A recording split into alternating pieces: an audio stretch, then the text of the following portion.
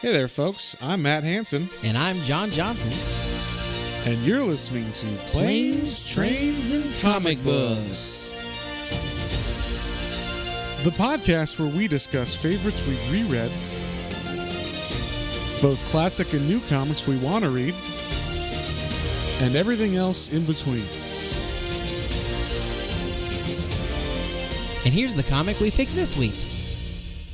Hey there, everybody. Welcome back to another episode of Planes, Trains, and Comic Books. Today, we are starting another kind of epic, it's a one-part event, but it's an epic event. And it is an event that I was buying. It was one of the few ones that we've done that I actually bought while it was coming out. I was very excited about it because I loved Green Lantern when I was working at the comic book store. And there was a brand new Green Lantern series that came out by Jeff Johns, who I'm sure you all heard of before. And he had basically revamped all of the shitty 90s Green Lantern stories that everybody hated. He somehow was able to bring Hal Jordan back. Hal fucking Jordan. And he was able to bring him back, redeem him, because in the 90s he became like a crazy killer for a while and murdered a bunch of people and then died. So he brought him back, he redeemed him, and then made him awesome again. And this was like the first real awesome storyline that he came up with. And this is also set up for another event that takes place. That was also a very good event. Which is the first Green Lantern event I read. One of the first events I read. This is right when you got me into comics back in the day, like from when I was a kid or whatever. Like, you need to start reading comics again. And like, this event's coming. It's going to be awesome. Yeah. It was. And that's called Blackest Night. So we might do that in the near future, just because this is fresh in our mind. Just a refresher. It's also a little shorter than this. So. Honestly, I remember loving it, so I'm down. From what I remember and what I've heard since, it holds up, as did this. So, this held up very well. This was cool because I had never read this. Yeah. And this was fantastic. Also, I will say it was very good that we read Crisis on Infinite Earths and Infinite Crisis before this, because, and you guys can go listen to those podcasts, those older ones if you want to, just to get a little refresher before, if you don't understand stuff that's going on in this. But we'll try to make sure we say, oh, that was from this and that's from that. But those definitely tie into these pretty hard, especially Infinite Crisis was Jeff Johns as well. So he went from Infinite Crisis straight into this, and then Blackest Night was a year after this, because he had the whole buildup of the color spectrum lanterns and everything, and then Blackest Night. So, so this is the Sinestro Corps War. I don't say that right. Sinestro is the main bad guy from Green Lantern. And if you don't know, he was considered the greatest Green Lantern. And then they were like, how do you keep your system so clean and nice? And he's like, it's easy. I'm just a fascist. And they're like, wait, what? He's like, yeah, I rule with an iron fist and everybody's great and nice and there's no crime and the streets are clean. But also, there's no freedom or anything. And then they were like, wait, you can't be a Green Lantern and be fascist and rule people with an iron fist. And the person that found that out was Hal Jordan, who was the original Green Lantern from the 60s run. There was an older Green Lantern who actually is in this as well. Wood Green Lantern. Was the 50s or Golden Age Green Lantern. Yeah, he was the one that was allergic to wood or whatever. His weakness was wood. It was wood. He had a magical origin. It wasn't the same origin. So there was no. I think he had a lantern and a ring, but it wasn't the same thing. He didn't have to say the thing. Oh, and we should start this off right. Do you know it? Oh yeah. Okay, we're gonna say it. 1, 2, 3. In brightest day, in blackest night, no evil shall escape our sight. May all those who something evils worship evils might beware my power. Green Lantern's light. light. Almost had it. God damn it! That last line. It was we I always forget that last line. Anyway, we would be terrible Green Lanterns. Well, and I have to say, as we're getting into this, we have to read the one that's in this too, because I read that and I was like, the Sinestro one? Yeah, because I was like, it's not yet, because it's it's Yellow Land. No, It's Sinestro's. Sinestro's Corps. It's Sinestro's Corps, not and it yellow is light no one there. else's. And so I like that. So yeah, a little setup on this, just to give a little history for everybody. And John, I don't think I had heard this too, but so this has some characters in it from the Death of Superman storyline, which is actually the beginning of the downfall of Green Lantern. So when Superman died in the 90s, there were 4 Supermen that came to replace him. I remember that a little bit because that's right around when I stopped reading comics. I read The Death of Superman. Right. And I remember there's like Steel, Yes. Superboy, Steel Superboy, Cyborg Superman, which Superman, is which is the one from this. Mm-hmm. And then there was Electro Superman. Yeah, there's like the Superman I remember from the comics. He's got like the yellowish gold visor. Yeah. And he's like, I could sense electricity. Yeah, and, he's Electric Superman, whatever. yeah, he's got a mullet. He's the mullet one, the real mullet one. And so while Superman was dead, these 4 Supermen kind of took his place and started, saving people. And people were like, well, I mean, Superman's dead, but these people are here. But who are they? No one really knew their origins. They just came out of nowhere and started doing stuff. So that's where Steel, you might know the Shaq movie from the 90s. That character came from the Death of Superman. I think his name is John Irons, and he created a metal suit with an S on it and just started hitting people with a sledgehammer, stopping crimes. And then there's like a Superboy, there's a Superboy in this, and there's that Superboy. That Superboy is not the same Superboy. This one, the one from the 90s Death of Superman run, was like a clone that Lex Luthor had made. Then he's got a sweet leather jacket. Oh man, he was so fucking cool. He had the John Lennon glasses. He had the cool like haircut, like the JTT haircut. Yep. With the part down the middle and everything. and then like a cool leather jacket, and he had like a spandex suit. I don't know, it was perfect. And then you had Cyborg Superman, who everybody thought was good too because he's saving people and everything. But Cyborg Superman was this person named Hank Henshaw, I believe. Henshaw. And Hank Henshaw was like an astronaut, I believe, who was out in space and then stumbled upon the planet of Manhunters. Now, Manhunters, originally, they were like the original force that the Guardians on Oa made to protect the solar system, or to protect the universe. They went bad because they're robots, and all robots eventually turn on their masters. Yes. So the Manhunters have the power to like drain ring powers and stuff, and they are bad. So they're like Terminators, but for Green Lanterns. So they found this guy Hank in space. I think they blew up his ship, and then they rebuilt him, and so he's like Cyborg Superman. So he's actually evil. And when in the end of Death of Superman, he actually planned, before Superman, like the real Superman returns, he plans with Mongol, who's like kind of like Thanos light-ish. Yeah. He's like a warlord in space. He plans like for Mongol to come, and then they both destroy Coast City, which is Hal Jordan, the Green Lantern of the time's main home city. So they blow it up. He goes crazy. He started murdering, like he goes crazy, and he goes on like a kill rampage, kills a bunch of bad guys, but then also the Green Lantern's like, hey, you can't kill people. And he's like, fuck you, I'll do whatever I want. I'm Hal Jordan. And he then kills a bunch of Green Lanterns. You mean Cyborg Superman does? No. Hal Jordan does. Oh, that's when Hal Jordan does. Hal Jordan takes them on, wins or whatever, and then then also kills. That's how Hal Jordan goes crazy.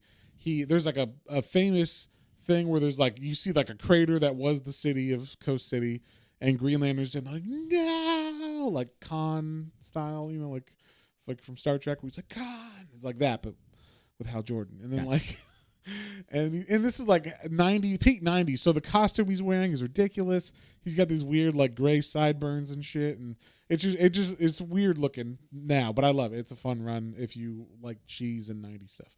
I mean, it's terrible, but it's fun to read. And so especially with this retcon that happened like in the 2000s, it's like if you read that, it's not as bad because now they made him good again. So so basically Hal Jordan went crazy, killed a bunch of Green Lanterns, stole their rings, went on a rampage, and then it was told that he was possessed by Parallax, which is this like fear demon that the Owen Guardians, who created the Green Lanterns, never told anybody about. So that's pretty much where it ends. Hal ends up dying, as Parallax or whatever. He kills Parallax in quotation marks. Doesn't really kill him, but he gets rid of him for a while, and then he died. So that's why this series brought him back, return, and then they're like, hey, all that stuff that happened, we're gonna like retcon it and make it better, like make it into continuity, but like fix it.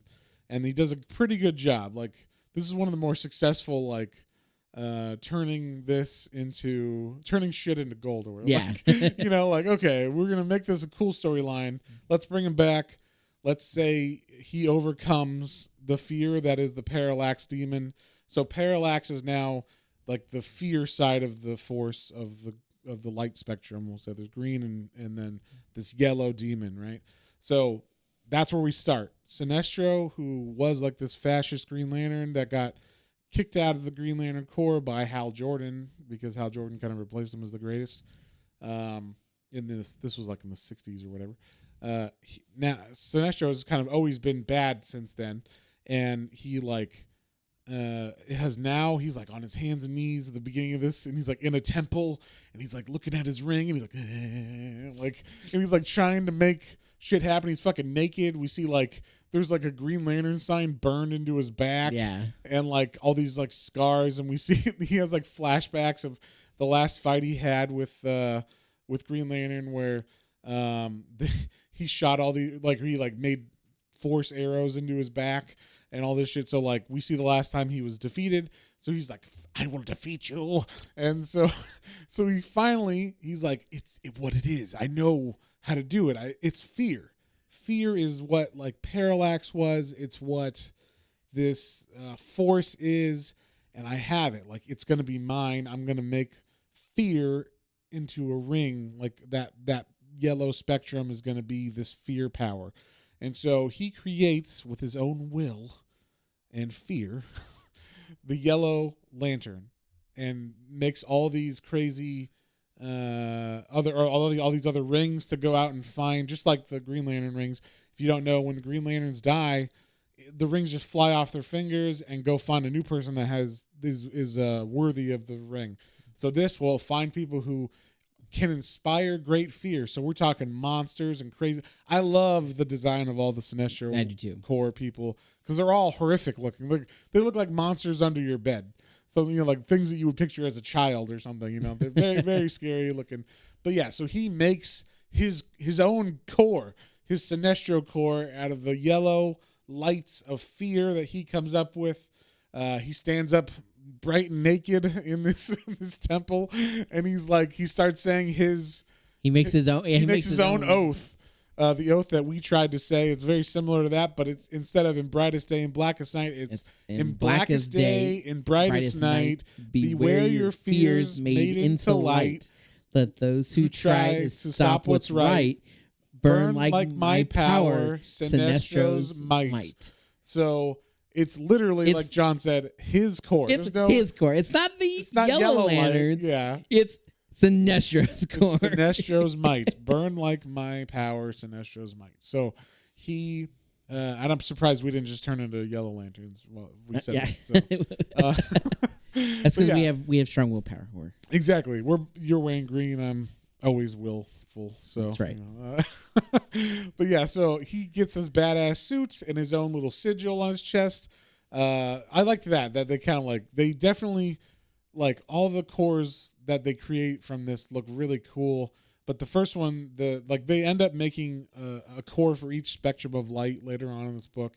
But the one that looks the coolest originally was this one. Like the Green Lantern, that's old hack. This is badass new design. I don't know. It just really, looks new hotness. Exactly. It's just streamlined. It looks all good. I mean, yeah. And Sinestro in this run is supposed to very much look like Hitler. They give him a little mustache, and he's got a. It's not quite the Hitler mustache. No, because it's wispy. It makes me think of John Waters' mustache. To be honest, yeah, that's actually, you know what. Now I'm seeing John Waters. You say that? I was going to say Hitler. No, I'm seeing John Waters.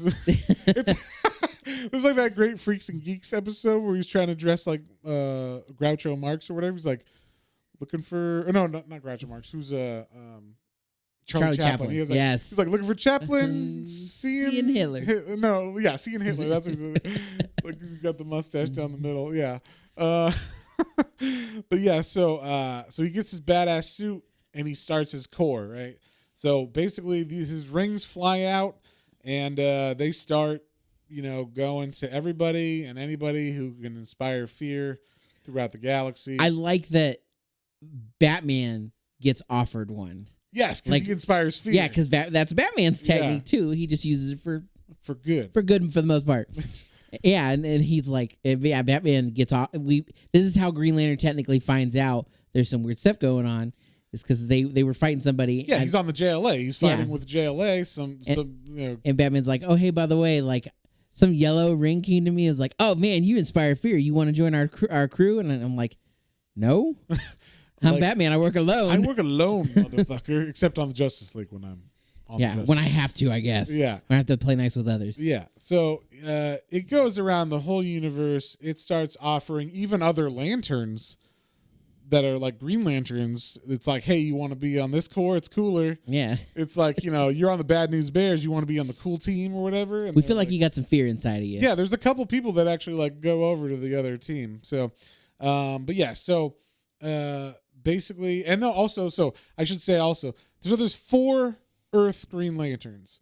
There's Hal Jordan, who was the original one from the 60s, who, what's his name? Ryan Reynolds played Hal Jordan in that movie. Mm-hmm. Okay. So then you might know him from the TV show, but then there's John Stewart. He is the African-American Green Lantern who's in the military. He was in all the Justice League animated TV shows. Everybody in the 90s that watched those cartoons loved him. That's their Green Lantern. Heck right? yeah. Then after Hal Jordan went bad in the 90s, right? Like the issue after he murders everybody, his ring flies away, and then it goes to this new kid, Ganthet, who's an Owen, offers a ring to this new kid named Kyle Rayner. Kyle Rayner takes over for Green Lantern in the late 90s, early 2000s. So he's the new Earth Green Lantern. And then in the 70s, I think, there was another Green Lantern that took over for a while, and his name was Guy Gardner. And he's kind of like the dickhead Green Lantern. Yeah, he's like the jock. Boston Green Lantern. Yes, there you go. That's perfect. what Mark Wahlberg would play a great Guy Gardner. All right. But yeah, so this guy, he's kind of like the cocky asshole Green Lantern, more cocky than Hal, because Hal is like a fighter pilot, so he's got that. Yeah, this is the cocky guy that's like a jock. You feel like the jock, like he's had one or two, and he's like coming to hang out, and he also like grabs you by the head and like does the noogie. Yeah. And he's like, you doing, you jerk. That's what he feels like. So those are the 4 main Green Lanterns from Earth. So they're the main guys in this that like everything kind of centers around, because they're like also the oldest Green Lanterns in most of this stuff. That's true, because besides Kilowog, who's like the he's like the sergeant, the drill master sergeant. Yeah. So Kilowog is the alien Green Lantern who trains all the new recruits. So besides Kilowog, who trained all of them, it's all the Earth Green Lanterns who are like the main 4 hardcore Green Lanterns. So. And from what because I looked a little back too, is because Hal Jordan had killed some, and because of some other events that happened, most of these Green Lanterns are younger, are newer than these 4. So. Yeah, and so also Kyle Rayner, I guess at this time had become, I guess because Parallax was like a demon for the fear side, the yellow side. The Owens were like, hey, we also have like a spectral being for our side, and it's called Ion, and it looks like a catfish for some reason. Yeah. I don't know why, but I didn't know that until this book. I was reading it again, and I was like, oh yeah, I forgot that it was like a weird catfish. That's weird, thing. Yeah. So, but whatever. Parallax looks badass. It looks like this fucking Velociraptor with like 8,000 teeth and craziness. But basically, they give this ion power to Kyle Rayner, so he's kind of become like the highest Green Lantern now. Yeah, I noticed when they were bringing that up. I noticed it was weird because I was like, I didn't see a ring on him. I was like, yeah, he doesn't even need a ring. He doesn't even need a ring because he is like ion power. The it's like ion inside of him. So he is possessed by the green elemental in space or whatever. So yeah, he just like later on, or like just like Hal was possessed by the yellow elemental Parallax and went bad. Kyle Rayner is possessed by the green elemental and is now this like higher being called Ion. And so we have Kyle Rayner's Ion, then you have Guy Gardner, Hal Jordan, and John Stewart as the main 3 Green Lanterns. And then also everybody in the Corps also still hates Hal Jordan. He has come back recently. So they are still like, hey, fuck you. You killed everybody. We're looking at you. I'm keeping an eye on you. You're watching you. At any time, you could go bad kind of thing. And so, so yeah, like we said, these yellow rings are going out everywhere, and they're finding people. And and like you said, just the creepiest, craziest looking creatures. Fucking creepy bug alien things that look like like I said, they hide under. They look like Monsters Inc. Like tryouts or whatever. Like it's creepy as fuck. Very much so. Yeah, it just like goes to them, and then it'll say, you inspire great fear. Would you like to be part of the Sinestro Corps? It's like yes. And then like yeah, and then it starts murdering people and stuff. So yeah, and then also at this time we've kind of established this is after 52, which was an event that happened after Infinite Crisis and before Final Crisis. So it was an event where basically after Infinite Crisis happened, it brought back the multiverse. Yeah, the multiverse is back. And then 52 kind of organized it. So it went like, here's all these planets in infinite universes, and then 52 was like, no, there's only 52 universes, and it is in the shape of a pyramid that is in 3D space. So it's like a 3D pyramid. And our Earth is on the bottom of that. The pyramid's upside down, and our Earth is on the bottom. Yeah. So our Earth is like the crux of all time and space for the multiverse. So if our Earth falls, everything shatters. Everything. It's like a bowling, or like in pool. If you hit that front ball when they're racked up, they all go crazy and go all over the place. So, So then we see there's some people on Oa. Or there's the Guardians on Oa, and they're talking about like, oh, here's like they're letting everybody know, oh, here's the 51 other Earths, and like they're telling the reader, basically this backstory. And we see that Cyborg Superman's there, and we also know from Infinite Crisis that Superboy Prime is also being held captive by the Guardians in a box somewhere around a sun, and so basically these rings fly over and are like, hey, you want to be part of our crew or whatever? And so they end up breaking out Superboy Prime and also making Cyborg Superman one of the Yellow Lanterns as well. And also we see that like these rings fly around, and one of them captures Ion. It like lands on Ion, and then it's like transporting. You come with me. Yeah, basically transporting creature to sentient being, and it's like, wait, what? And then it transports Kyle Rayner Ion away from the main Oa place, and it takes him to a place where he gets introduced to Parallax, and basically he's on Quard, and Quard is this planet you might remember from Crisis on Infinite Earths. It is where the Anti-Monitor was being fought. And I can't remember if he dies there or if he was defeated for sure. He was defeated there once at least, and then he comes back later. I think that's where Barry Allen dies in that on that planet. I think he died in that planet. So anyway, this is like a whole different episode, but yeah, like basically Quard is where that temple is that he set up this that Sinestro set up this like fear lantern up and everything. So that's where like the home of his Corps is. And then when Kyle Rayner gets brought there, he's like, holy shit, look at all these people. He ends on like the outskirts, and he looks over this ridge, and there's just hundreds of yellow freaky creature yellow lanterns that are yellow lanterns. We see like all of them. We're like, holy shit, there's a lot of them. And then Sinestro's like, we will kill the Guardians, and we will take over the planet and take control over everything. We will spread order through the universe with our iron fists, crushing. Our fist of fear. Yeah, exactly. We will spread fear because everybody knows the only way to rule any society correctly, to keep people in fear. Keep people in fear, everybody. Keep people in fear. Does it sound familiar, John? It sounds familiar to me. Anyway, so yeah, Kyle Rayner's like, holy shit, I'm Ion. I'm looking at this. I gotta like tell people, and he tries to like call home, and he like makes a little like sphere with it, and he's like, hell, you guys gotta come quick. And then all of a sudden, Sinestro's face comes in there, and he's like, Hal Jordan cannot hear you, Kyle. You're on my planet. And then they kind of talk for a while, and then they go. He says like, oh, like don't worry, the attack's already starting, kind of thing.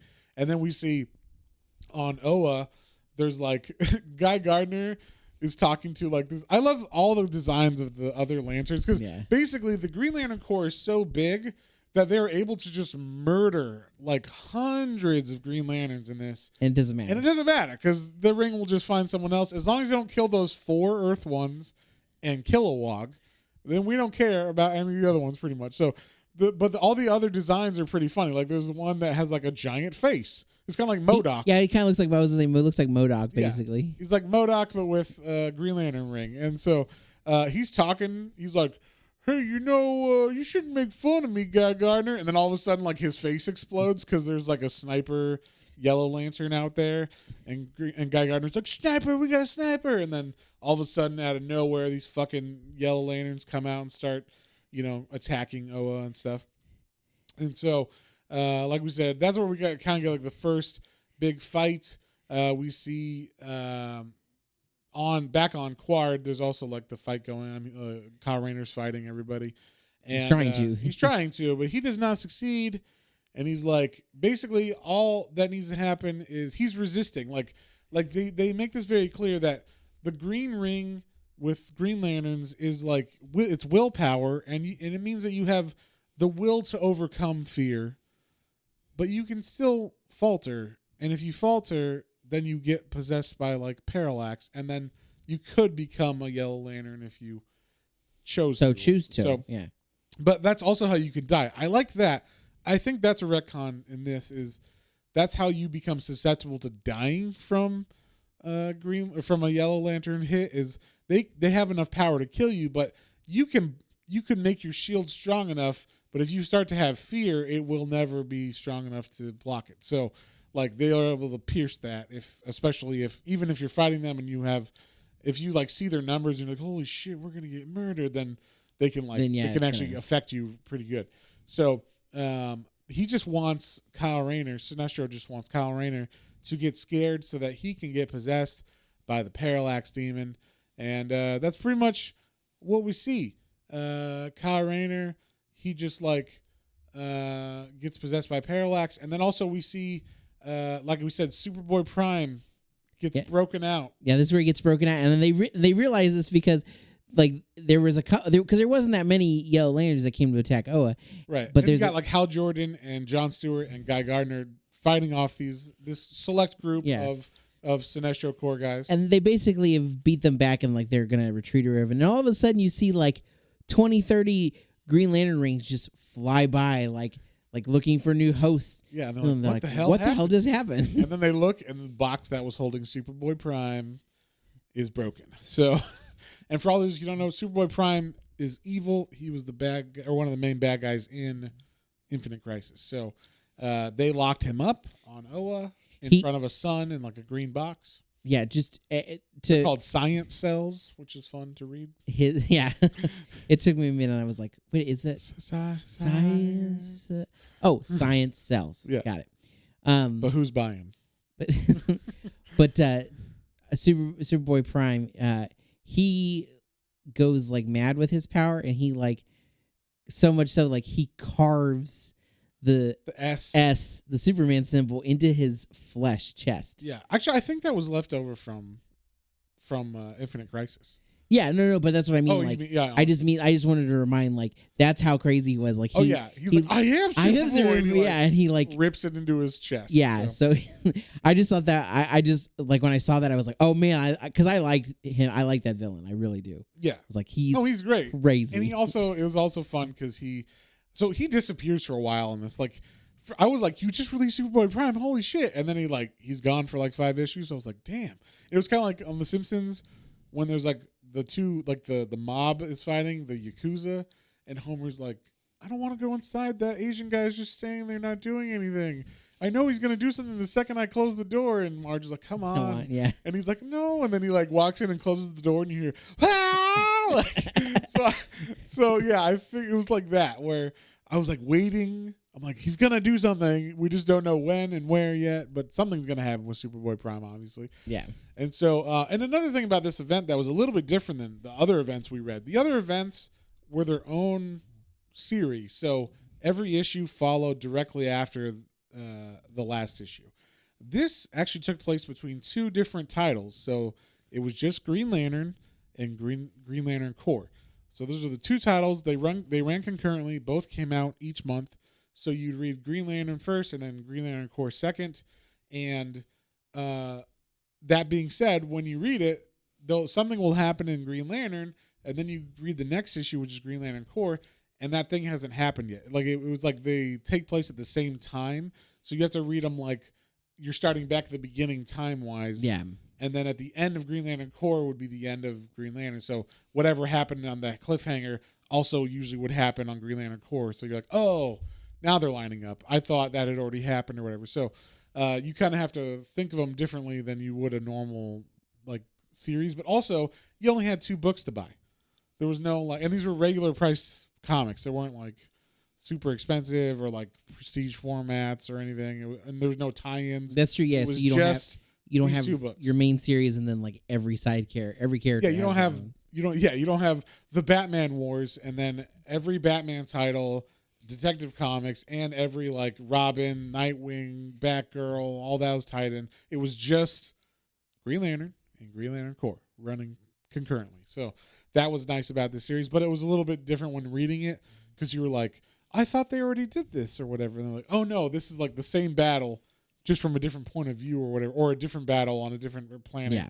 And then that hasn't happened yet. So that was interesting. But like we said, so Superboy Prime escapes. Ion is now possessed by Parallax. And that is kind of like the end of the first issue is like Kyle Rayner getting possessed by this Parallax demon. And he looks all creepy. He's also a 90s character. So like he talks like a 90s character, which I thought was fun. He's like, you are now Parallax. And he's like, cool. Yeah. Yeah. Like, radical. It's like, when do I get to kill people? All right. Tubular. Righteous. like, oh, yeah. It's weird. But yeah. So, like, he's got the gray streak in his hair, too. So it's very reminiscent. He's got the same stupid fucking suit that, although I think he looks better than Hal Jordan did in the 90s. But he's got the same suit, like these big shoulder. It was like when they were going crazy designing suits, they're like, why don't we give him shoulder pads and fucking pouches on pouches? It looks kind of like a cross between DC and Dragon Ball Z. It does. Yeah. You know what? Very true. It does look like Vegeta's, and that's big, and that was coming in the 90s hardcore over here too. That's true. When we were getting all Vegeta was coming in the 90s hardcore.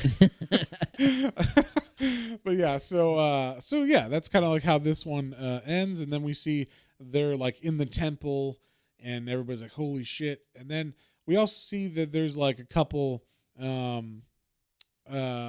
people or the couple guardians. There's 2 specifically that are a little bit different than the other guardians because the guardians are known because they created the Green Lanterns, which is willpower based. They don't have emotions, but there's one named Ganthet. He was the one who gave Kyle Rayner the ring originally in the 90s. He's a little different. He's got a ponytail. He looks a bit different. He's also got a girlfriend, and that's weird too. They have to hide their love because you're not allowed to love if you're a guardian of Oa. So they're keeping it like secret, but they're also mentioning like it says in the prophecies that this will happen. It is the Blackest Night prophecy.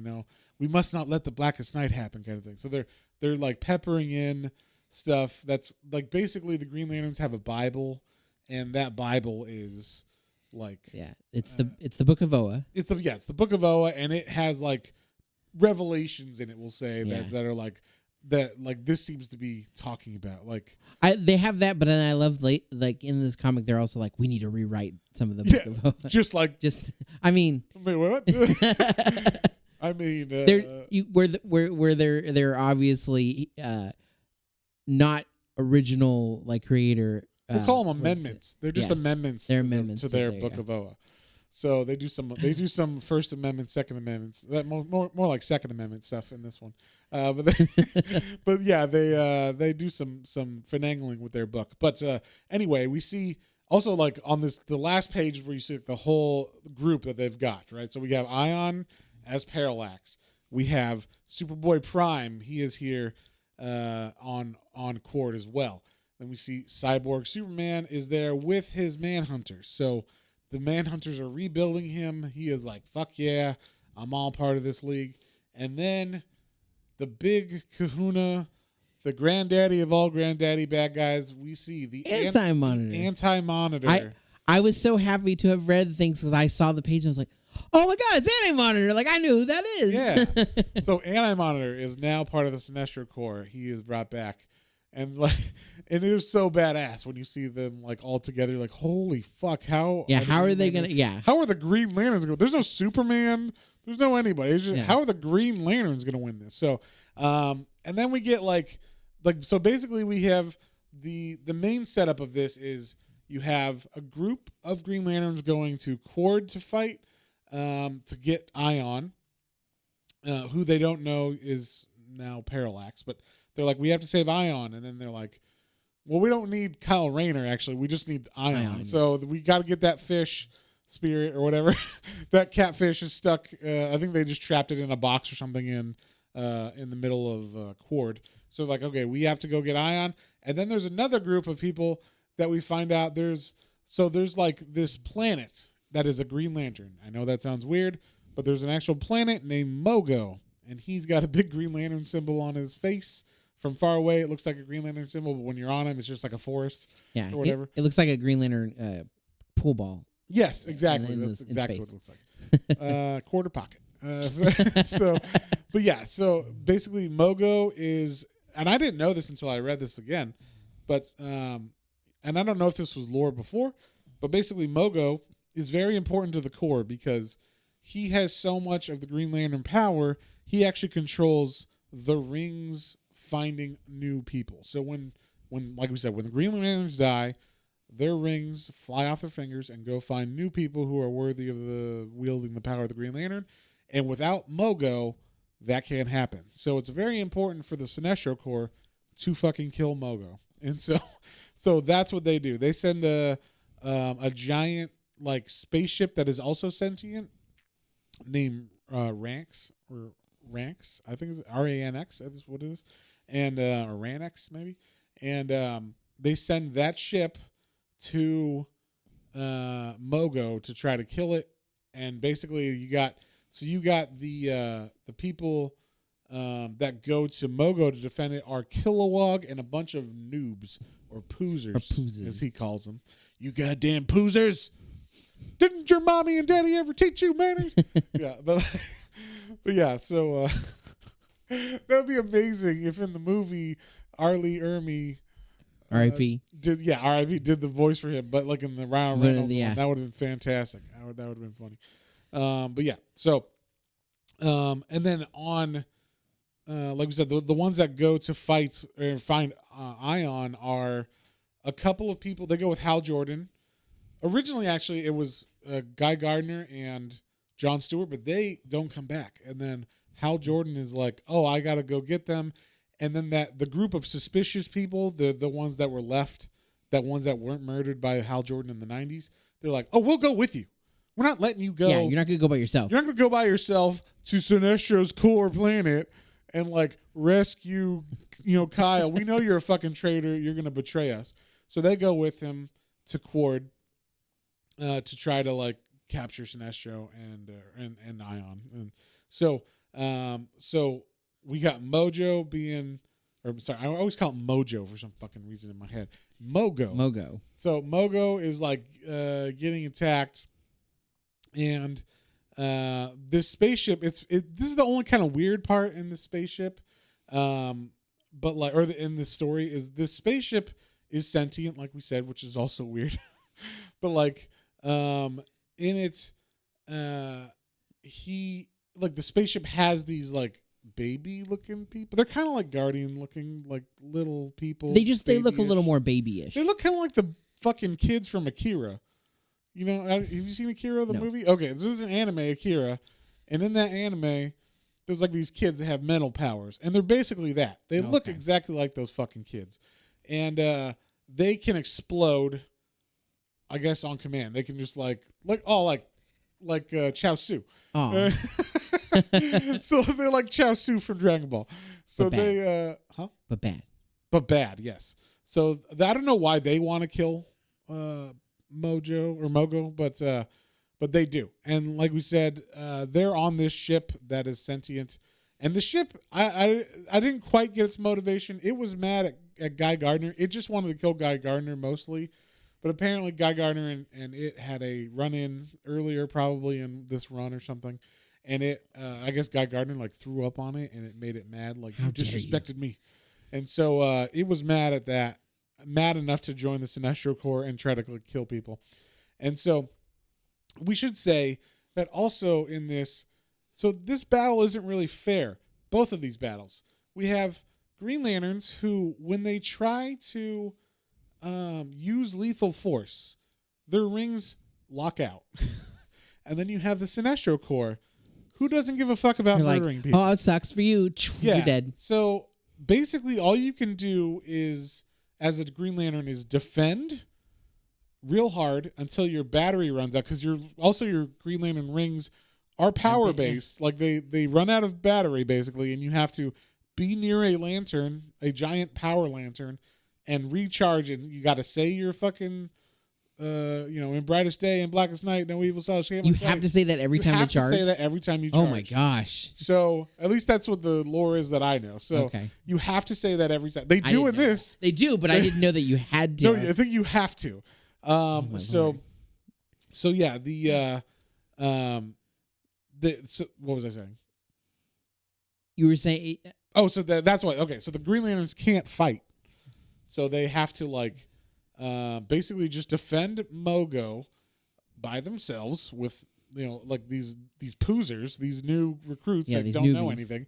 And one of these recruits is kind of important. His name is Sodom Yacht. I don't know, or Sodom Yacht. Sodom Yacht. Yeah, and he is, I guess, in the Book of Oa, like his name is. So he's like, if you knew someone named Jesus.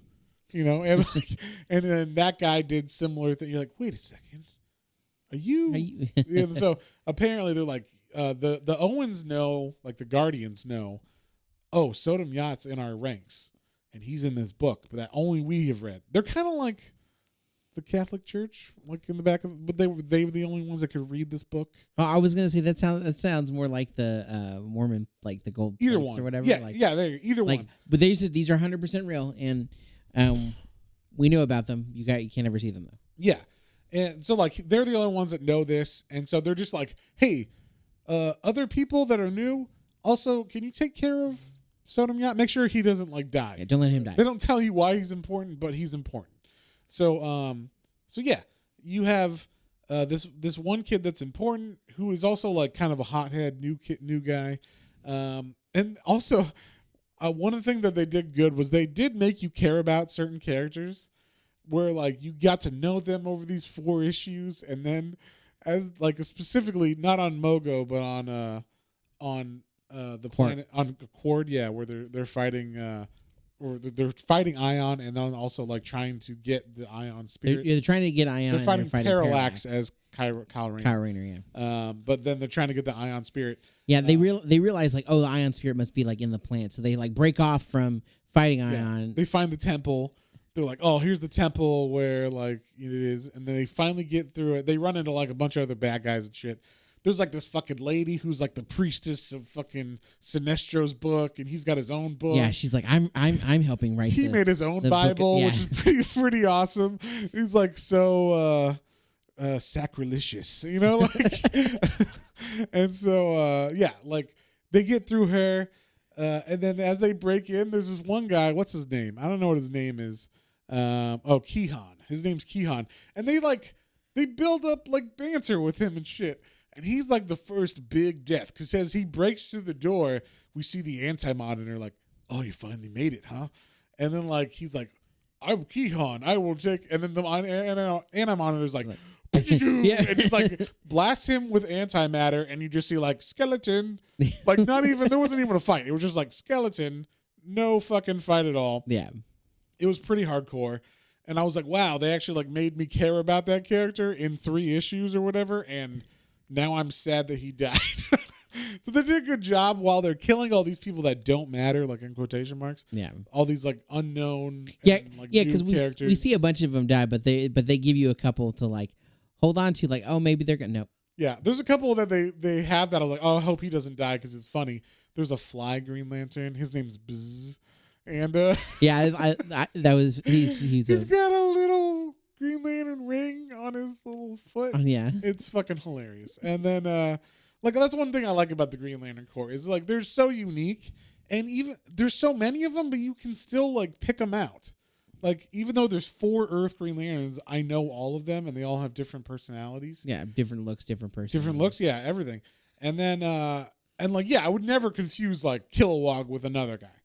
I'm like, Kilowog looks like Kilowog, you know? Like, even though there's thousands of other aliens that are blobbish pink people or whatever, I'm like, oh, no, that's Kilowog, and he always has poozers. Like, you know, like, he's the Master Sergeant or whatever, you know? So, basically, like we said, Mogo's getting killed, and the main plan that this spaceship ranks has with the Sinestro Corps, they're murdering all the Green Lanterns on the planet, and then the ship has this anti-gravity gun or something that can like pierce the shell of Mogo, and then those babies, like those Akira babies, they're called like they can blip, they call it, and basically that's just them exploding. Yeah, they're gonna. So they go down once it's mined.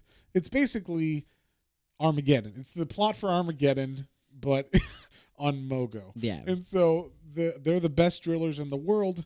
The ship is, and it's going to drill down, and it's going to put a bomb in this planet and blow it up so it stops working. And so, yeah, it does that, and it's like basically we just get like a couple issues of just like people dying. Yeah, Green like Lanterns random dying. Green Lanterns just dying. Green everywhere. Lanterns not being able to really fight. You get like obviously Kilowog's not going to die, but the cool thing is Kilowog goes up against this one guy. I can't Acropolis or something like that or God damn it. I don't remember his name. Yeah, it's something. It starts with an A. I can't remember what it is. It's like he's just like this badass giant. Like Kilowog is like this big buff alien who looks, you know, he's like 8 feet tall or something. He's giant. And so they get a guy that looks just like him, but like evil with teeth and everything, muscle bound dude. And he's going to fight Kilowog. And so it's kind of like tit for tat. They fight for like 3 issues. Yeah. And like back and forth. And while Kilowog's fighting him, he's murdering all these other Green Lanterns. Like this one great shot, I thought. He like wraps all these Green Lanterns and debris in like a yellow net and then crushes it. And they fucking get cut in. It was like in Resident Evil, the movie. Oh, yeah. When those lasers cut through the guy's face. It was like that, yeah. but with Green Lanterns. And I was like, holy fuck. And like the lanterns that he does that to, they look all blonde. They look like little kids or something. Like they don't look like full adults or some shit. So it was kind of like, what the fuck? What just happened? Yeah, they're jelly bean people or something. You know, like yeah. I guess they had will, but they don't look like they should have been there, kind of thing. They're so new. They're so young. You know. so yeah, it was just like super fucked up, and it was just like a good scene basically. But basically, they're doing this. Everybody's losing. Like everybody's losing, and the Owens are like, we got to do something. And the first thing they do, which is kind of a dick move, is they're like, we know about you, Ganthet, and Sade, and your love, your forbidden love. So we're kicking you out. So they kick them out, and then they're like, hey, we're gonna initiate some new amendments to our book, our like laws or whatever. And so what they do is they start, or they say like we're going to initiate it. It takes like a couple issues for them to do it, but all they have to do to initiate it is just like speak it into being, and then it works for everybody's ring. So what they do is they initiate like lethal force. They're like, all right, you're allowed to kill people now. But and like they make a big deal in the early issues that if you try to kill someone with your ring, it shuts off and you can no longer defend yourself. Like it is a big no-no that you wanted to kill someone with your ring. And so they make a big deal out of it, and then when they can actually kill people, it literally takes people like 5 seconds to be like, murder. Yeah, like so the Green Lanterns, yeah, the Green Lanterns take to murdering people real quick, and they don't care. They're killing everybody. They've seen all their friends die, though. You know, it's war. They're in a battle right now. And also the reason why we kind of brought up Saddam Yacht is because he flies away to the ship. He's like, we got to kill that ship if we want to save Mogo. And like, you know, everybody's dying. This is before they initiated the lethal kill thing. So he goes onto the ship, and those little babies, those like kids, those explosive kids are down in Mogo already. And so they have to like other people are rounding them up, trying to like get them out of the core that they made, like the hole. And so Saddam Yacht flies into the ship, and he's like, I got to take the ship out. And he runs into a kind of, I guess, super powerful, or like one of the higher up Sinestro Corps guys, and he's fighting him, and he's kind of losing because he can't do anything. And then when they initiate the like force, it's literally like, and a sword the face, like just right through his head. So it's pretty badass when they do that. And they also throw in, just so you get the feels for Hal Jordan, they throw in this issue where they bring up that his brother and his family live in Coast City now, and Coast City has been struggling ever since he murdered everybody, or ever since Cyborg Superman murdered everybody there. And so like I guess the city has been rebuilt in the same spot, but like, you know, people aren't coming back to the town that exploded. You know, yeah, for some reason. I don't know why. Maybe because it was literally a crater and there was no buildings or anything. So all the infrastructure's gone, but they were like, hey, you know what? Now we're going to live in this bowl. And on top of the bodies of all the people that died. And so they rebuilt the city, but people aren't moving in. But you know who's moving in? Jim Jordan, Hal Jordan's brother, and his whole family. And so Hal is like, oh my God, you know, Jim's there, and if they attack Earth, which is what he kind of thinks they're going to do, they're going to kill my brother and his family. And so in his desperation, he puts on a bunch of yellow rings because he's like, wait a second, I can kind of like control fear because I've been paralyzed so like, yeah, I've been able to overcome this before. Yeah, and so like he wears these rings, and I mean basically also because his ring goes dead. That's the other thing. All of these Green Lanterns rings are going dead like right as they're like in the middle of battle, so it's not very good. The Green Lantern ring has a lot of faults. Yeah, it's not that good. It always seems like it goes out at just the most inconvenient time. Yes, very much so. So he's using his yellow rings, and some of the guys that were keeping an eye on him are like, whoa, what's going on? I like that. I like the panel where he puts them all on, and he's like, he gets them all. He's like, this shouldn't feel so good, but it does. Yeah, and that's what it's like alluding to. Yeah. You know, obviously the cover for this issue is also like a callback to, I think it's issue 49 of the 90s Green Lantern run. Where he has all the green. He's got all the other green rings on. Yeah, I have seen that. Oh, okay, yeah. So do I. I have some of that run too. I have a lot of the Kyle Rayner stuff, which is fun. But yeah, so like we said, Saddam Yacht is fighting this guy on this ship, Ranks, and the Owens initiate like the okay to use lethal force. He starts murdering the guy that he was fighting, and then he blows up the ship. Is no problem. He can take it out now. They kill everybody. Everybody starts killing everybody like right away. The second they can use, and a lot of guys that are Green Lanterns are military people from their planets and everything. Like they were in the military.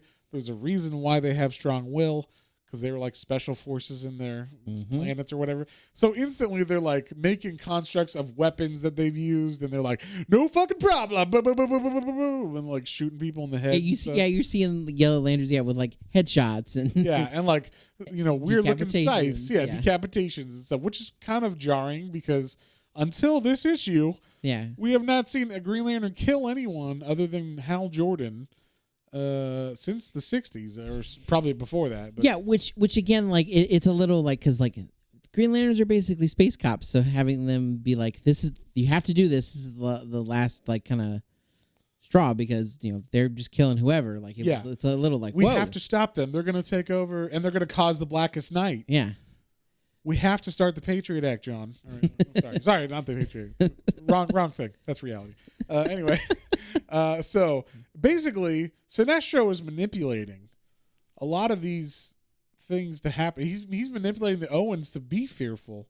They're scared that the Blackest Night's going to happen, so they're letting these. Now their police forces is able to murder people and stuff. So at their own will. That's one thing is through all of this, like Sinestro is like.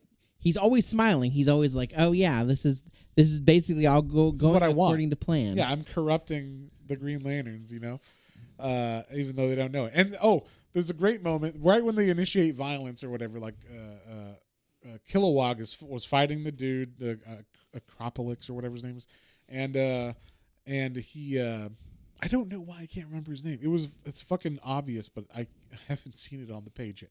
And so, but anyway, he's fighting that guy, and then that guy gets like thrown away or something, thrown out or crushed or something like that. So he's like, I gotta find him, I gotta unbury him because I can't kill someone. Like I won't kill anybody. So that was nice that they had Kilowog not kill anybody. But when he was doing that, his back was turned, and one of those little babies came out, one of the ones they missed, and it tries to like grab on his back, just like Chaosu, and. And before it can land on his back and explode, one of the other lanterns like grabs it, and it's like hanging there, and it's got like little baby tear eyes, and then it just like he's like incinerate, and it just like incinerates this baby in a bubble, and you're like, Jesus Christ! It's like, well, he was gonna blow up, but also it looked like a baby. It looked like a baby. He reopens the orb he did, and just like dust. Falls out. Like baby bones and dust fall out. It's like Jesus fucking Christ. But, whatever. It's war. That's war, people, I guess. So, So, like we said, Seldom Yachts killed that ship, and he's all buff and everything. He flies back, and his suit's all, like, torn up and shit, and he looks all like, what's going on, guys? Like, basically, you just have a piece of cloth in front of his wiener, and then, like, but everything else is showing, and he's like, yeah, sorry, ladies, but... And throughout this, there's also one other plan going on in the background that the Anti-Monitor and Cyborg Superman are going on, and it's basically going to be like an attack elsewhere. Yeah, we don't know where. We don't know where yet, but like there's been some seedings of it, and the only other thing and I thought it was interesting is because I didn't know this about the character was Cyborg Superman is immortal apparently, and I didn't know that. Well, not technically immortal, but since he's cyborg, he can always be like rebuilt. That's the way he put it. He said he was basically immortal. Okay. Well, when they show him originally, he is just his metal skeleton and like a couple parts of his face. Yeah. So it's Cyborg Superman, but then when he gets rebuilt by the Manhunters at the beginning of this book, and so he's got like, the full body again. Yeah. So I mean, basically, he is immortal for all intents and purposes. But the thing that caught me is, I guess after basically he with the Anti-Monitor there, he says basically after this is all done, like I want to be done. Like, will you take care of that? And he's like, yeah, that's fine. Yeah, he's like, all I care about is, can you please kill me? I just want to die. I want some peace finally. Yeah, he's like, all my friends are dead. My wife was upset that I became a cyborg and killed people, so she took her own life, and I'm stuck as a cyborg. Please kill me. Yeah, it's super fucked up. Like, yeah, it's really. It actually kind of redeems his character a little bit. Which is interesting because, I mean, he killed like everybody in Coast City or whatever. So, yeah. But like you're like, oh, I mean, like he wasn't his. He's like a cyborg. Yeah, he's not himself. Yeah, exactly. So. But we kind of get like the big reveal of what the main plan is, because the Owens are like, they're gonna attack us. That's why we have to initiate all these, new laws and stuff, so that we can, make the Green Lanterns be able to kill these people and defend us. And then it turns out what they're actually after is Earth. If they can blow up Earth or destroy Earth, they will destroy the multiverse. Or if they take over Earth, they could probably take over. Yeah. So that's ultimately Sinestro wants to rule with an iron everything. fist. Yeah. So, and also, we should say, Guy Gardner and Jon Stewart eventually get free. Yeah, they were basically being held hostage in the temple. Yeah, they get free, and also Hal Jordan goes up to Ion and gets him to come out, and he pulls Kyle Rayner out of Ion. Oh, out of Parallax. I'm sorry, out of Parallax. Yeah, they find Ion, but they find Ion. They bring that back to the Guardians. Yeah, the Guardians have the catfish Ion now. But then Parallax, Kyle Rayner, and Hal Jordan are fighting, and basically it was kind of cool too, because there's a hand that pops out of Parallax's mouth. Yeah. And then Hal Jordan grabs it yeah, I've got you, Kyle. And he's like, Parallax is no, I got you. And he pulls Hal Jordan into him, and you're like, oh crap! He absorbed. Kind of made me think of Majin Buu. We're doing Dragon Ball Z here. Sure. And so and then there's a panel later where you see Kyle Rayner's walking in kind of mindlessly through an empty void, and then Hal Jordan's like, hey Kyle, I'm here with you, and he's like, what? and it's kind of cool because he's like, where are we? you can tell that Kyle is letting the fear take him, because he's sad about the one thing we didn't mention is that his mom died. His mom died from a virus that was a Yellow Lantern Lantern. It was the virus was a Yellow Lantern. It was sentient, and it specifically killed his mom on purpose. Yeah. So it's holy fuck. That's crazy. Also, later on, we'll just say it right now, they have a Green Lantern that is a virus or an antivirus or whatever, and it kills that virus. It's Guy Gardner gets a cold, but he starts coughing up yellow mucus, and then you see in his blood there's a little germ that has the little green. It looks like a how they show viruses with kind of looks like a mosquito. Yeah. A little bit, but yeah, it shows a virus, and then it's got the little Yellow Lantern symbol on it, and then the Green Lantern antivirus gets in the blood, and it's got its little Green Lantern thing, and it's it wanted revenge on that virus or whatever, and then you see Guy Gardner be as it they fight in its bloodstream or whatever. It's crazy. It was a weird, cool, fun idea for Green Lantern. So yeah, because literally anything that has consciousness, I guess, could be a Green Lantern if it has great will and it can think good enough to, be conscious and have consciousness. So, but self-aware. But Hal Jordan ends up saving Kyle Rayner. That's the big pull from him. He pulls him out. He's basically remember the point of a Green Lantern is not that you're able to fight fear, have fear, you got to be able to control it and overcome. Everybody has fear.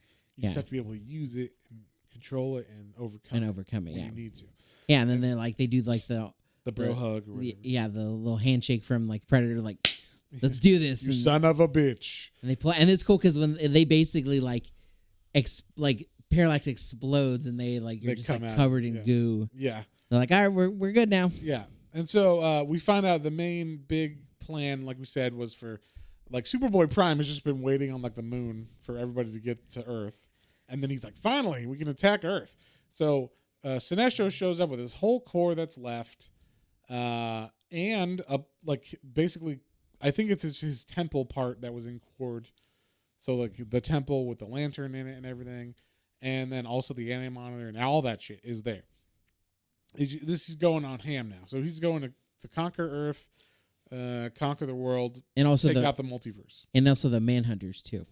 Yeah, everybody, everything that he had is now on Earth fighting, and so, yeah, basically, we get these big fights. The biggest fight, of course, is you have everybody. Well, the biggest fight is they bring back Sodom Yat. The reason why Sodom Yat is important is because he is a Daxian, I believe is what it is, or Daxon.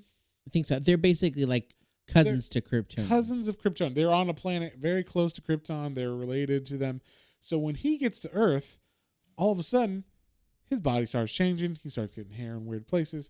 He becomes basically super powered like Superman because of the yellow sun. And so he starts taking on Superboy Prime, who thought it was going to be pretty easy to take over everybody because he's fucking Superman or Superboy Prime. And so they're fighting. That's kind of like the main big fight is, yes, everybody else is fighting, but now that they can kill people, it's not too suspenseful anymore. Like everybody knows, like I could kill you if I want to. I might do it if I get the chance or whatever. So, but yeah, it's like Kilowog literally has been fighting the same guy for like 5 issues. Yeah. He just keeps moving the fight to different places. Now they're in San Diego and they're still fighting. So yeah, but everybody else is kind of fighting either the Monitor, and they're all in different cities. Like the Monitor went to Las Vegas and he's killing people there, and then like Superboy Prime is in Coast City and he's fighting, or no, New York I think, and he's fighting Sodom Yacht there, and then Sodom Yacht also becomes Ion. Because they're like, hey, Kyle Rayner's been corrupted by the Parallax. He can't be Ion again. So they're like, the Guardians are like, we'll make you Ion, the Sodom, because you're like the chosen one or whatever. So he's got that power plus like Superman power. So I think that's how they're like saying, oh, he's going to beat Superboy Prime because he's a little bit extra powered from a regular Superman. So, but he doesn't, I mean, at first you think, oh, he might not win because he pretty quickly gets like, beat down at first. Yeah. And you're like, wait, what's going on? Like, I thought he was Ion and powerful. And then all of a sudden his eyes start turning red and you realize, oh, he's got powers. And they kind of do like a little backstory where we understand what he is, that he's like part almost Kryptonian. And so that's why he's got sun powers. And, yeah, I mean, there's a pretty badass fight between, Superman or Superboy Prime and him. And, eventually he ends up basically like totally murdering Superboy Prime. Like, he just like blasts him, right? And he like, burns him like completely, like to skeleton. Basically, and it gets super bloody in this part. Like this whole book is pretty bloody. Like we should say when everybody's getting murdered, they're getting like chopped in half, blood, not guts, but blood everywhere at least. But like these end ones, like there's a lot of blood and stuff in it. Like I was really surprised. Yes. And in the meantime, like while they're fighting, of course, the rest of the corps are fighting together and everything too. So there's like all these people are fighting. They also introduce in this, like, because obviously the Owens are like, hey, let me give you some backstory on these rings and shit or whatever, these like other spectrums. So they bring up that there's like an indigo spectrum and a violet spectrum, and those all have their own lanterns, and they're gonna have their own rings and cords and everything too. So yeah, this was like just the first one to come out, kind of thing. It's kind of cool though because they all have their like. So green is obviously willpower, yellow is fear, violet is influence, red is rage, indigo is compassion, orange is greed, and then avarice. Yeah, and then blue is hope. Yes, and so we should say that the Owens actually joined in this fight because they were like, we did not take part in the infinite or the infinity or infinite crisis. Not the infinite crisis, yeah. So we stood by and watched, and this time we will not do that. So they actually like start fighting the Monitor. Yeah, they're the ones who are kind of taking on the Monitor, and the Monitor is like they're immortal, right? So like. The anti-Monitor is like reaches out and he's like, you think you can fucking fuck with me? And he like burns one of their faces. Yeah, that's true. He like grabs one of them and burns it. Yeah, burns his fucking face, and he's like, what the fuck? That was crazy. I'm immortal. Like you shouldn't be able to do that. And then also, what's also fucked up is that I think that guy later on becomes like evil or whatever. But so the planet that not the planet, but I guess the sanctum. That has the Sinestro Corps temple and everything with it, that's floating outside of Earth. It's there, and Guy Gardner, now that he's like not sick, and then Jon Stewart kind of wrap that in chains and somehow explode it and blow it up. And while they're doing that, they were like, I guess the guy defending that was Cyborg Superman. So he blows up, and when he blows up, he's like, "Oh, thank God!" Like, like it's literally like, Thank you. I've been waiting for this forever. Thank you for killing me. And so, you get, and then Hal Jordan is fighting Sinestro, of course. Yeah. So, and that was cool because so like they're fighting, and then again, so like there's another like. They've already been fighting like crazy, and then Hal Jordan's like, "All right, here we go. Oh crap, my ring's going down to 0 again. Yes. God damn it! Yeah, what are we gonna do?" And then Hal Jordan finds a Manhunter head, and the Manhunter head, he turns it around and he drains Sinestro's ring with it. And so now it's just like they live fight. It was like they just punch each other. That was awesome. I didn't 2x4s and like, shit. Yeah, they're like on a. I guess they've like fall through to like a building construction site kind of thing. Yes. And yeah, and they just like pushing each other. It's through one of the walls best fights I've seen in a Green Lantern comic because there's no rings involved. It's just them being like, "You dirty motherfucker!" Bah! Bah! It's literally the fight from They Live, just like with Sinestro and Hal Jordan. So that was pretty awesome.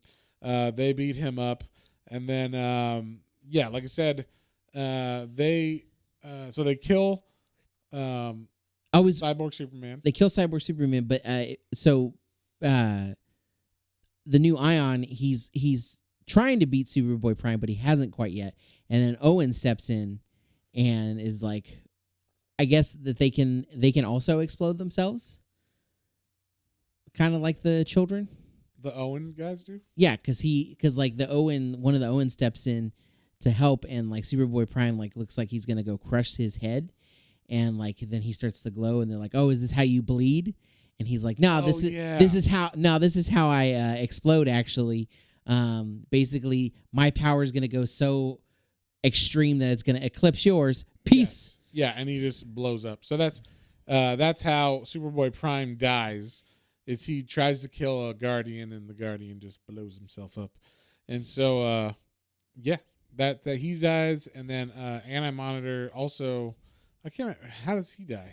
I think he gets killed by the Guardians as well because they're like shooting him with. They're shooting. I think it's when they bring the temple down, they bring it like on top of him. Oh, that's right. right. So like they squish it on top of him with their chains. Yes, and like, all that, and then also the Guardians were like, yeah, with their powers too, weird stuff at him. So, and then everything's good, and then we see that they cut to the. What did they do? They have also the main 4 lanterns also have their own lanterns now that have a that's how they capture Parallax after Ion or after Hal saves Kyle Rayner from Parallax. The Guardians brought the 4 lanterns because you get your own personal recharge lantern when you're Green Lantern. So they brought the 4. It was Ganthet brought the 4 lanterns of the 4 Earth Green Lanterns. And it's like, hey, guys, charge up. And then also he could use like their weapons too. So they use that to trap pieces of Parallax into it. Gotcha. Okay. So it's broken up into 4 pieces. So he's not strong. Lanterns. Okay, that makes sense. So Parallax is gone. Parallax is gone. Anti-Monitor is gone. Superboy Prime is gone. Sinestro's beat up and naked in prison. Yes. And then we find out like Superboy Prime just appears. He's like, what? What's going on? He's warped into some weird reality, and it turns out, he was pulled apart all the way at the molecular level. Yeah, like pulled apart into atoms, and then all of a sudden, out in the middle of nowhere, he reappears. Yeah, and then the same with Anti-Monitor, and then we see that in space, Cyborg Superman is floating, and he's like, the Manhunters come up to him, and they're like. Grandmaster located, and they're like negative life readings, and then they look at him, and then you see all these things come out and start to rebuild him, and then it's life readings positive, and then you see his human eye starts crying because he thought he was dead. He was like, I just want to die, just let me die. And so Cyborg Superman's back alive. We see the Monitor's body flying through space and time, or the Anti-Monitor, and he's brought somewhere. So Superboy Prime is brought to some weird multiverse place. We'll call it the End Zone or the Phantom Zone kind of thing. And then the Anti-Monitor is brought to some world, and we see he's dead. Like he is very much like a skeleton that is like, gaunt and thin, exactly. and like he's only Anti-Monitor in like vague look. Yes, and then someone says, "Rise out of this like mountain or whatever," and that's it. Like it leaves us hanging there with something. There's a black lantern on the top of this hilltop or whatever, and we're like, what? Like a giant black lantern. So that is setting up for the Blackest Night, which happens after this. So that's what that was. The long story is the Owens didn't do shit. Yeah. Blackest Night's still gonna happen. If anything, they made it worse. Yes. Because they're like, it was let's go ahead and let him kill people. Yeah. Now it's gonna be the Blackest Night. Yeah. Yeah, and then like the rest of the story is just kind of like everybody feeling bad about having to kill people or their friends dying and whatnot, and then pretty much Kyle Rayner's all the like main U.S. or not USA. I guess they're all from the USA, but all the Earth Green Lanterns are happy and like everything's cool, man. We're all good now, best friends forever. And so that's pretty much it. That's how it ends. Kind of setting up the Blackest Night and / other cores that they're gonna do, like the other light cores. So very, very cool setup and storyline. And so much action in this. It made fucking Green Lantern really cool. A really good spotlight for that character, and a really good storyline that everybody kind of liked when it came out. And I think it still holds up because these books are expensive now. I mean, I'm sad I sold all of them, but like I had every one of these, and now some of them are going for very, very expensive monies online. So,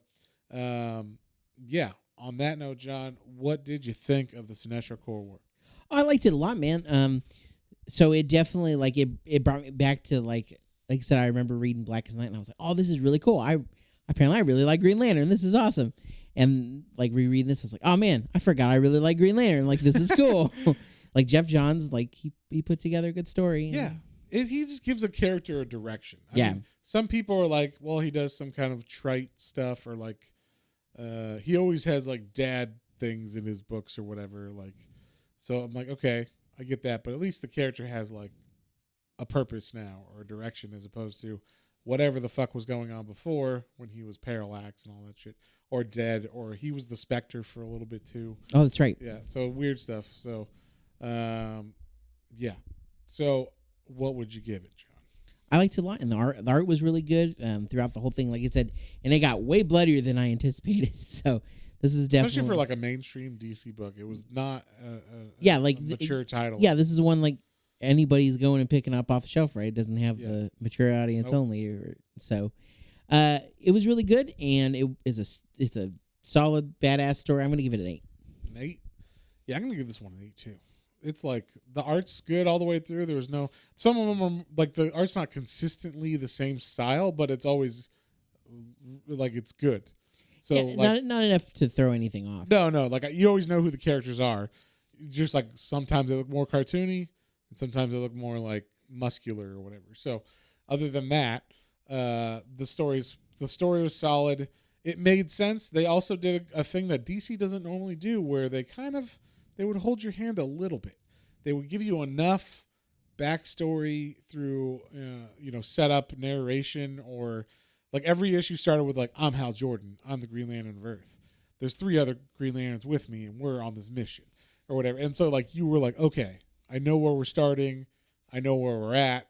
Yeah, that's what we're following this time or whatever. Or like at the beginning, like when Sinestro's setting up his core, or setting up like building the whole lantern himself, he's like, I was there when he fucking humiliated me. He gives this whole little backstory. It was, you know what it reminds me of? It's totally Hellraiser.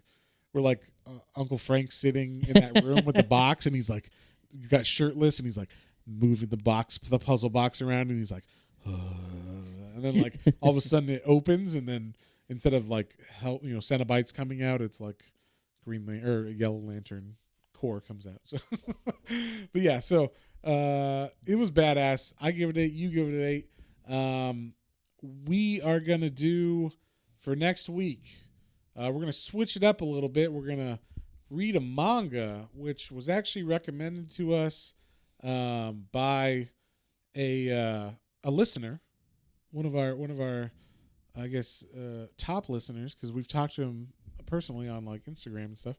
But he recommended us some manga because we had on the Scott Pilgrim episode had thrown it out there like, hey, if anybody's got some mangas that are like just single one shot good mangas that we can read and review. Yeah, because we started looking at it and we noticed like there's some good mangas out there, but they're like you have 40 books long. Yeah, exactly. Like to get like a whole concise story to like review, yeah, you have to read at least like 5 to 8. Yes, and so he recommended a couple like kind of one shot. You know, you read it, it's done, you get the full story, and we're gonna, as you might have figured out from this episode, we are fans of the show Dragon Ball Z, and he recommended one that piqued my interest. It's called Dragon Ball: That Time I Got Reincarnated as Yamcha. So apparently, it's about a fan of the manga Dragon Ball. So it's a little meta.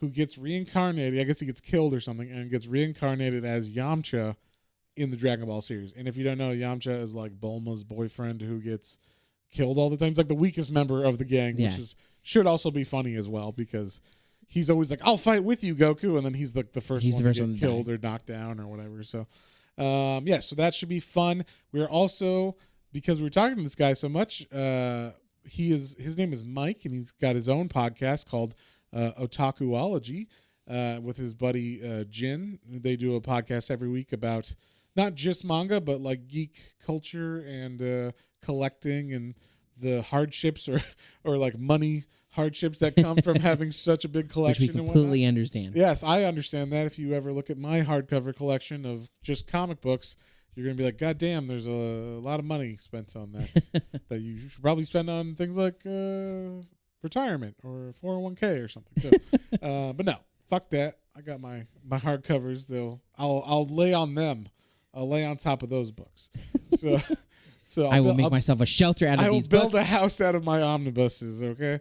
So so his name is Mike. He's got a podcast named Otakuology. Sorry, and so we're actually going to do an interview with them, which we'll probably like put on our podcast and their podcast too. Yeah, we'll do like a shared thing. Yeah, we'll share it, and that way we can kind of. They want to interview us. I don't know why. We're a bunch of lame people, but they I guess like our stuff, or at least Mike does. So he thought, we'll interview you guys. So that's cool. Yeah, it's fun. I'm excited to do it. Yeah, it should be a good time. Get to know some other people, and I think he's from Austin too. I saw some pictures on his Instagram, and I was like, hey, that's the Trail of Lights. Oh wow! So I think he's at least in Texas. I know he's in Texas, but I think he's actually in Austin too. So. So that's funny that we just happened to connect or whatever. But either way, we're going to do that. We're going to read this Dragon Ball, That Time I Got Reincarnated as Yamcha book, and should have some fun next week with that. So if you guys have any comments, questions, or suggestions, you can email us at planes, trains, and comic books, all one word, at gmail.com. And don't forget about our Twitter, Instagram, and YouTube channel for exclusive content.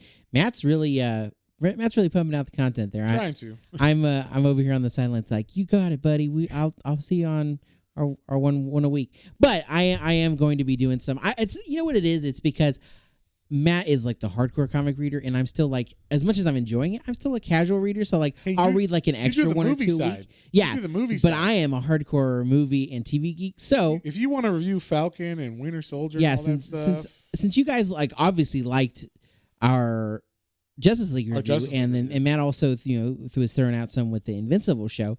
So like I think, and that's something I might start doing more, at least little quick ones, like little 5-10 minute ones, or like trailers when they release it. That's true, because I catch them way. I don't even know they come out. I'm like Matt, did you know the this Suicide Squad trailer? I'm like, no. No, when did it come out? Oh, like 5 minutes ago. Yeah, I'm like, no. I was working. I should because I'm always on top of those. I don't know why. Yeah, but so you could just turn your computer on and just be like, hey everybody, I just saw the trailer, check this out, blah blah blah, and then you post it on YouTube. We're good to go. So you might see some of those coming. I'm trying to push them to do it. So if you guys want to see that, let us know either on Instagram or YouTube, or email us and say, John, get get to it. Get on it. Get fucking doing it. We want to see your ugly mug. Yeah. And I got some reviews coming down the pike. I have been reading the shit out of some mangas and some epic series, Bone. I read the whole complete series of Bone. So I'm going to be doing a full review, spoiler review on that. Yeah, book. I'm a little jealous that you read the whole thing without me because I was like, oh, I liked it. We should read more. Well, feel free to read it. And, no. We were reading it together. I thought. Can still, we can still pick a book and read it. So I just wouldn't have to read it again. But yeah, anyway, that's enough for this time. And we'll see you guys on the next one. On the next one. Bye.